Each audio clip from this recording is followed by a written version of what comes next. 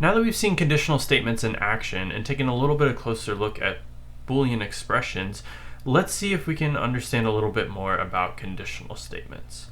So conditional statements fall under the umbrella of control flow. These are special structures in a programming language that allow you to change the program's flow. So as we talked about, it's not just going top to bottom now, it can sometimes enter into special blocks for if statements or skip over them if the condition for that if statement is true. So these are referred to as conditional statements. It's deciding whether or not to execute some section of code or some block of code based on a condition. And so the examples that we have are an if statement, then we can have an if paired with an else statement, or we can have an if, else if, and else, which we haven't taken a look at, but we're going to dive into here. And later on, we're going to talk about iteration, which are another version of control flow, but instead of determining whether or not to execute some code, it's going to tell us how many times we will execute some code. So we'll look at those in another video. But here is our if statement, right? So we write the word if, and then in parentheses here, we have some condition that equates to some true or false value. So this is a Boolean expression in there, just like the ones we looked at. And if it's true, it's going to enter in and perform that action. It's going to perform execute all the lines of code that are between those curly braces there. And so this is something known as like a control flow diagram that shows what's happening. Right, so our program's going to enter in, it's going to see an if statement, and it's going to check that condition and make some decision as symbolized by this diamond shape here. If that condition is true, it will continue on and do the action. If it's false, it's going to skip over the action and go on to whatever else is next in our program. And the indentations are going to help us kind of read through our code and see what sections of code are going to execute together. So that is our if statement here. So there's some examples here, right? Like I could compare some variable called num to the number 7, and if that's true, right, if that number equals 7, I could print out this message, right? Or I could do like a compound Boolean expression with a logical and to say, you know, if some age is greater than or equal to 13 or less than or equal to 19, then we could, you know, take some variable that was maybe defined before and add 1 to it and print out how many teenagers there are now. So these are all kind of contrived examples, but they'll help kind of showcase what's going on here, right? So you could have 2 integer variables for like a month and day, and, you know, put in the month and date of your birthday and check to see, okay, is it true or false, and then print out a birthday message. And then just another quick reminder that if we want to compare 2 values, we do have to use that double equal sign. That's going to produce that Boolean result, either true or false. It's asking whether those 2 values are true. If we use a single one, it's going to force them to be true and make the whole statement true, which is not what we want. That would kind of, you know, it wouldn't necessarily cause an error, but our program isn't going to behave the way that we expect it to. All right, and so this kind of shows the digital input process that we've already been through, right? We can set up our pins, and if we're connecting it to a push button or some other form of switch, it's helpful to use the input pull up, and then we can read it by using digital read, where it's going to either tell us high or low based on whether or not there is a voltage detected here or not. All right, and so there's an example here if you need more help on that. And another one here, but let's take a look now at the if else, right? So this was the kind of the last thing that we looked at in that previous video, where we had some if and a condition, and if that condition was true, it was going to perform the lines of code that were in between the curly braces associated with the if statement. If that condition's false, it's going to skip over this, but there's an else that's paired with this if statement. So when there's an else, if we don't perform the if actions, we're going to perform the else actions. So basically, we're always going to perform one action here, right? So this is our control flow diagram. So we would come in, if it's true, we perform the if action. If it's else, or if it's false, we're going to perform the else action. And here's just, you know, some more examples here, right? So this is kind of building upon that last one, right? If the number equals 7, we'll print out that's your lucky number. Otherwise, or else, we'll print that's not your lucky number. And then here, maybe we have some Boolean value here stored in the variable called button pressed, and we could say, okay, if button pressed equals true, then, you know, turn on some LED, or otherwise turn off some LED here. So this is kind of similar to what we've done here, but it just doesn't have the digital read statement there. All right, and then there's another example here where it's going to show the code for kind of just the same activity that we did. And then this is the final one. This is what we didn't talk about. And this is a way to kind of tie together multiple different expressions all together.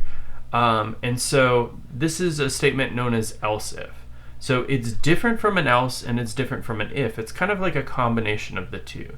So what would happen here is if I had this code, I would come in and I'd first check the condition for my if statement. If it's true, I will perform this action and then just jump over all of this because I did perform one action. So all of this is satisfied. I'm not going to go on to the rest of this. But if this condition was false, I would then go on to check the next condition of the else if.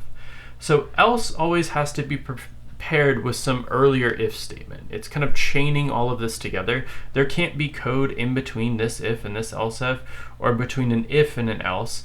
They have to be directly next to each other. So after I close my if statement, that's when I can put my else if. So an else is similar to this in that it's only going to perform if the if statement wasn't true, but it's slightly different in that it has its own condition. So if this condition is true, it would perform this, and then it would skip over the rest of it. If it's false, it's now going to fall through to the next else. And this just also happens to be an else if, and so it would check this condition, and if it's true, it would perform this and then skip over the rest. If it's false, it's going to then fall through to here, and this is an else. So this else would only be performed if all of these conditions were false. And so you don't always have to have an else, and you don't have to have two else ifs. You can have as many else ifs as you want. You can do any combination of these things, but the else always comes last. The else ifs always have to follow an if statement, and the else always has to follow an if statement. So this is a look at the control flow diagram for this specific set here, right? So if we come in and the first condition's true, we do that action and then we go on to the rest of the program here. We would never check these other conditions. But if it's false, then we do check the next condition, and if that's true, we perform that action and then continue on to the rest of the program. If that condition was false, we would go through to here, and if it was true, we would hit this action and then go on to the rest of the program. If it was false, we would just go all the way down to the else and perform that. And there's no condition associated with it, so we just know that if all these other ones were false, we're going to go to here. So here is kind of a big example of this. So if we were trying to have some program to print out the number of days in a particular month, we could have some variable called m that stored an integer representation of the month, right? So if the month equals 1, or if it equals 3, or if it equals 5, 7, 8, 10, or 12, that month has 31 days. Else if it's 4, 6, 9, or 11, it has 30 days. So it's only going to get to this else if the month wasn't one of these values, if it wasn't 1, 3, 5, 7, 8, 10, or 12.